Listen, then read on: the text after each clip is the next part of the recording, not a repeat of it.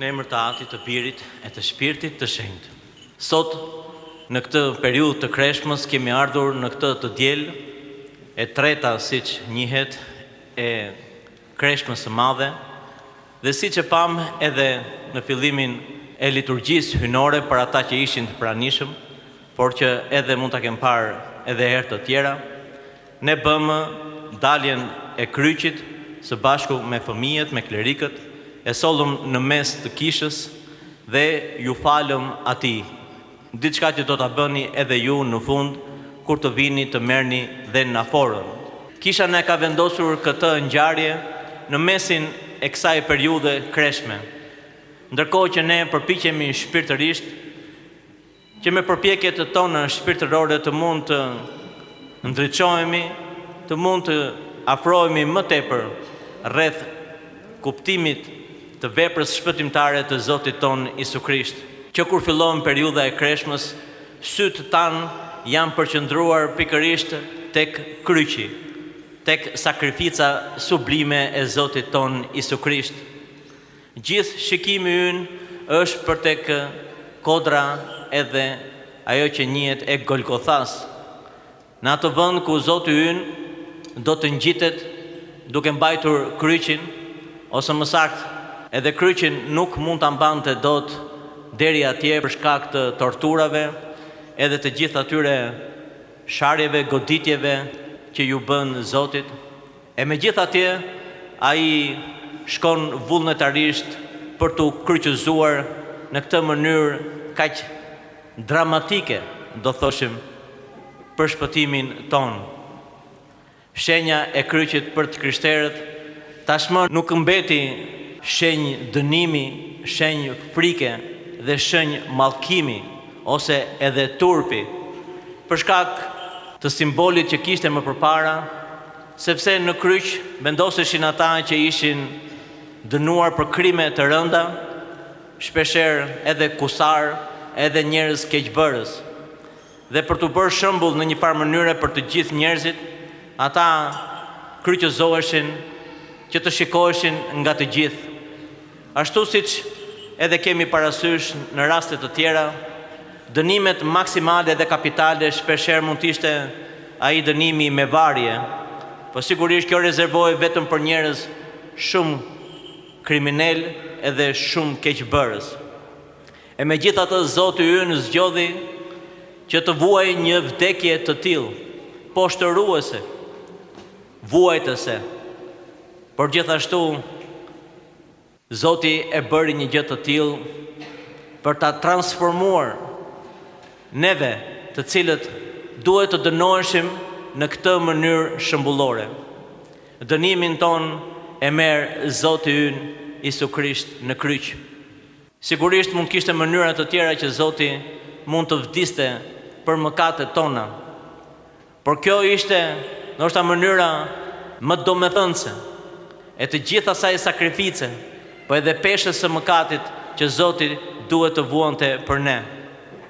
Dhe në një farë mënyre nuk janë vetëm mëkatet tona ato që ai gozhdohet aty, po jemi vetë ne, të cilët me mëkatet tona e gozhdojmë Zotin ton. Sado që kjo mund duket shumë e rëndë, për dikë mund të duket edhe çuditshme. Për këtë arsye apostulli Pavli kur predikon për kryqin me të vërtetë dhe me të drejtë thotë që për grekët një gjë e tillë shikohej si marrëzi, se si mund të vdesë dikush për të tjerët, dhe aq më tepër për hebrejt shikohej blasfemi, se si Perëndia mund të kryqëzohet të vdesë për njerëzit. Po këtu ishte misteri i madh i fshehur, të cilin Perëndia na e bëri të njohur neve nëpërmjet kësaj vepre madhështore të shpëtimit ton, këtij akti sublim, dhe gjithashtu duke dëshmuar përpara nxënësve të tij dhe duke u dëshmuar më pas në të gjithë Izraelin dhe që aty në të gjithë botën atëherë e njohur. Në këtë ngjarje të madhe të kryqëzimit të Zotit, na sjell kisha ndërkohë që jemi në këtë udhëtim të Kreshmës së Madhe, për të na dhënë në fuqi edhe për të na drejtuar edhe njëherë shikimin tek ajo ku ne po drejtohemi. Prokupimet të ndryshme të ditës edhe të javës na bëjnë që të shpërqendrohemi. Madje është shumë e vështirë të qëndrojmë të fokusuar në ecurinë tonë shpirtërore.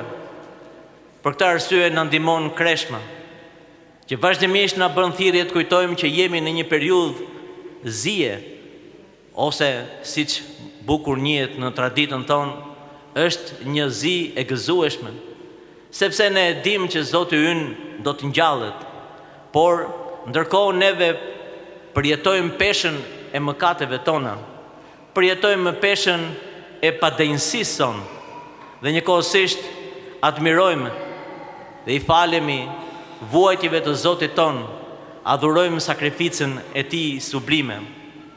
Dhe ka mënyra të ndryshme se si çdo njeri mund të shprehë falënderimin dhe mirënjohjen, dhe ta kuptojë në mënyra nga më të ndryshme, sepse falënderimi dhe mirënjohja jon ndaj Zotit është thelbësorja. Kisha lexuar përpara ca kohësh një ngjarje, ose më saktë një histori, nuk e di sa mund të jetë e vërtetë, por kuptimi i saj ishte shumë i bukur.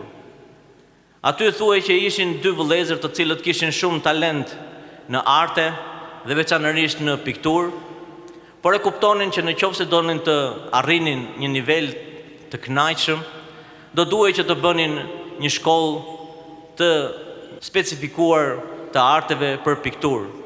Por për shkak se nuk i kishin mundësitë që të dy të shkonin të studionin, atëherë njëri nga vëllezërit i thot tjetrit: vëlla, ti shko të studiosh dhe unë ndërkohë do të punoj në minjerë që të siguroj parat për ty që ti të arrish të mbarosh studimet.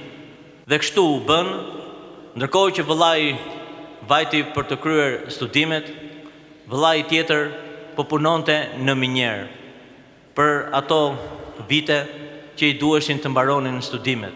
Dhe kuptohet puna e minjerës ishte e vështirë, shpeshherë me sakrifica, me mundime, edhe patjetër edhe me dëmtime të ndryshme. Siç shpeshherë dëgjojmë edhe ne për jetën e minatorëve, edhe jo rrallë herë kemi dëgjuar edhe për humbjen e jetëve të tyre. Kaluan vitet dhe vëllai që ishte me studime i mbaroi ato. Ai me të vërtetë kishte përparuar në studime, gjithashtu edhe në talentin e tij. Dhe ndërkohën që mbaroi, vjen tek vëllai i thotë: vëlla, unë mbarova, ja ku e kam edhe diplomën, tashti është radha jote të shkosh edhe të studiosh për atë që ke talent edhe që edhe ti do të doje ta bëje.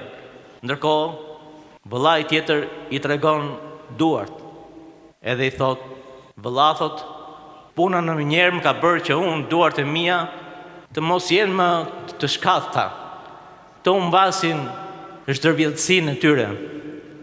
Ato janë dëmtuar, janë trashur, janë me kallo, janë të çara. Është e pamundur për mua të mbaj lapsin edhe penelin. Për këtë arsye, unë do të vazhdoj punën që kam, për ti që e fitove talentin edhe shkollën ke mundësi të vazhdosh. Vite më vonë, në një ekspozit pikturash, aty shfaqet fituese një pikturë. Ishin dy duar që luteshin. Kjo ishte piktura. Ato duar ishin të brara. Dhe me të vërtet, njerëzit e shikonin pikturën, por pa kuptonin kush ishte kuptimi i këtyre duarve që luten, ose për çfarë luten këto duar. Por ai që kuptonte shumë mirë ishte vetë piktori, i cili kishte pikturuar duart e vëllait të tij që luteshin. Dhe në një farë mënyrë edhe ne kemi shpëtuar nga duart e Zotit ton, Isu Krisht, i cili i buajti për ne. Me të vërtetë që Zoti ynë nuk rrigëzua për mëkatet tona.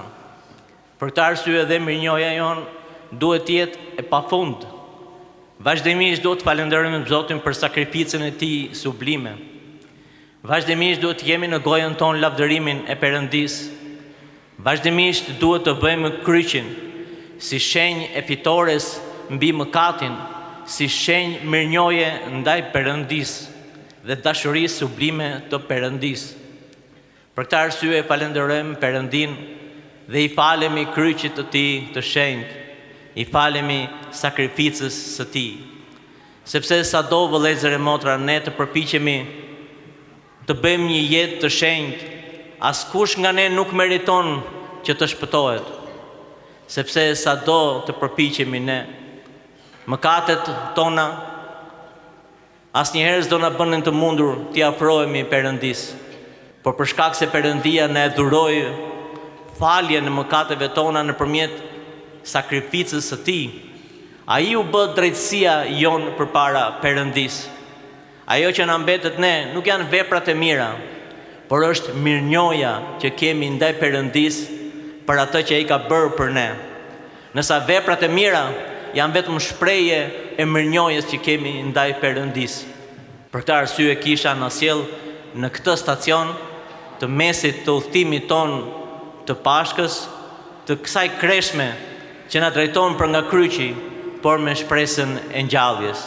Le të marrim kurajo vëllezër e motra, edhe ne për sakrificat tona të përditshme që Zoti na ka thirrur, ashtu siç e dëgjuam edhe në ungjillin e sotëm.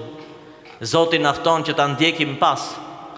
Thot, kush do të ndjeki mua, le të ngrer edhe ai, edhe ajo kryqin e tij e të saj.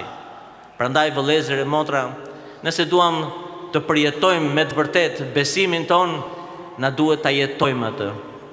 Nuk ka mënyrë tjetër për të përjetuar besimin, sepse besimi ynë nuk është një besim vetëm intelektual, akademik, por ai është gjithashtu një besim i gjallë. Zoti flet brenda zemrave tona, brenda shpirtit ton, brenda mendjeve tona. Është ai që e bën që të ndriçohen ato. Kështu që me këtë mesazh le të vazhdojmë udhëtimin ton drejt Pashkës së shenjtë të Zotit ton Isu Krisht. Amin.